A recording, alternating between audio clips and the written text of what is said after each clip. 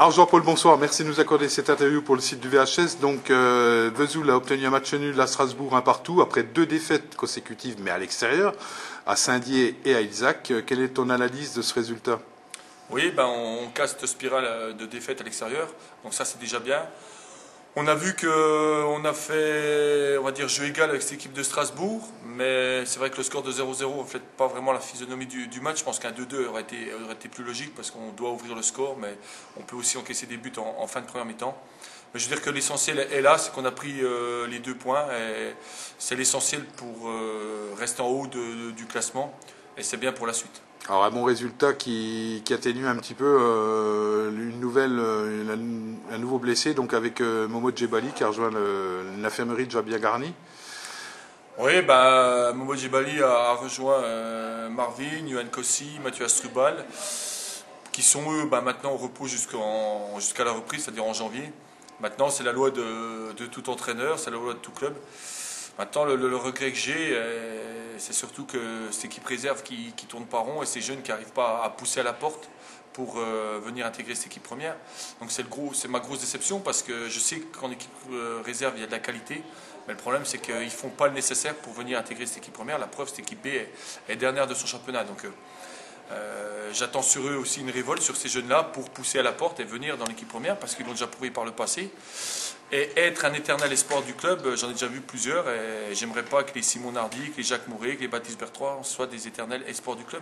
J'aimerais à un moment donné qu'ils réalisent qu'ils ont le potentiel pour jouer en équipe première, mais qu'il faut qu'ils fassent les efforts. Une équipe B justement qui aura un match très important contre Arbois dans l'optique effectivement du maintien en division d'honneur. Oui, parce que c'est vrai que l'équipe première, on parle toujours d'équipe première et que c'est vrai que c'est la vitrine du club, mais moi je surveille aussi cette équipe B et ça serait quand même une grosse déception que cette équipe B redescende d'un niveau. Pour les jeunes, pour le club, ça serait dur. Donc faut qu'on fasse le nécessaire avec cette équipe B pour la maintenir. On va essayer de recruter, ce qui fera que automatiquement l'effet boule de neige se répercutera sur l'équipe B. Donc c'est qu'il y aura des redescentes de joueurs. Maintenant, c'est à eux de prendre conscience de leur potentiel et de l'exprimer sur le terrain. Ouais, effectivement, comme tu le dis si bien, une équipe B qui a quand même du potentiel. Quand on voit la prestation de Baptiste Bertrand contre la réserve de Sochaux, où il a fait un grand match, il y a effectivement du potentiel dans cette équipe. Oui, il y a du potentiel, mais moi ce qui m'intéresse, c'est dans la continuité, c'est pas sur un match. Moi j'aimerais que les garçons soient constants, et c'est vrai quand je vois Baptiste Bertrand, la performance qu'il fait contre Sochaux, oui, c'est vrai qu'on voit du potentiel, mais 24 heures avant, il était rentré avec l'équipe B contre Pontarlier et il avait été catastrophique pendant 20 minutes. Donc c'est là qu'il faut que les garçons prennent conscience. C'est comme Michael Croisier, il faut qu'il prenne conscience qu'il doit intégrer cette équipe première, mais quand vous voyez un joueur 5 fois dans le bureau depuis le début de l'année, à un moment, c'est pas moi qui vais faire leur éducation, c'est à eux de bien réfléchir et d'être costauds dans leur tête. Mais ils ont le potentiel pour jouer en équipe première, mais il faut qu'ils le veulent à fond.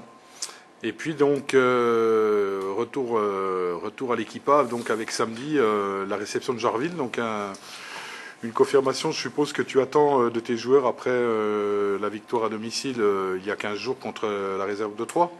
Oui, ça va être un autre match, je pense, parce que cette équipe de Jarville est très dangereuse à l'extérieur, avec un joueur majeur qui rigole, qui met but sur but avec eux. Maintenant, à nous d'être bien costauds, bien en place et de pouvoir essayer d'ouvrir le score assez rapidement. Mais je m'attends à un match très dur contre une bonne équipe de Jarville qui est là. On n'en parle pas trop, on parle d'Ilzac, de Saint-Louis, de Vesoul, mais je pense que cette équipe de Jarville sera dans le haut de classement en fin de championnat. Donc faisons attention, c'est un match piège et on se doit de gagner à la maison. Et après, il nous restera un déplacement périlleux à Vauban-Strasbourg qui a besoin de points. Et puis, à partir du 12, les garçons seront en trêve. Et puis donc, il reste à te souhaiter une semaine de préparation pour la réception de Jarville qui va être peut-être un peu tronquée au regard des conditions météo. Ouais, c'est vrai que là, on va avoir du mal à s'entraîner correctement. On va se retourner peut-être en salle. On va voir demain au niveau de la neige. Bon, je pense qu'elle devrait fondre d'ici mercredi chez nous. Maintenant, ils en annoncent mercredi, jeudi, donc on fera le point après. Mais c'est vrai que la préparation va être un peu tronquée. Mais je pense que là, en ce moment, dans l'Est de la France, toutes les équipes doivent être loties à la même enseigne. Et je pense que Jarville n'a pas une meilleure condition que nous en ce moment. Maintenant, il reste 2 matchs, ça va se jouer dans la tête. Hein. Vous savez, les entraînements, là, c'est bien de se dégourdir les jambes, de courir, C'est surtout dans la tête que ça va jouer les 2 derniers matchs et surtout à nous de ne pas perdre ces matchs. Eh ben, écoute Jean-Paul, bonne semaine et bonne préparation. Et puis à samedi, en espérant que le public sera présent derrière les Bleus et Blancs pour les soutenir contre Jarville. Oui, à samedi, j'espère encore un public très nombreux derrière nous. Salut!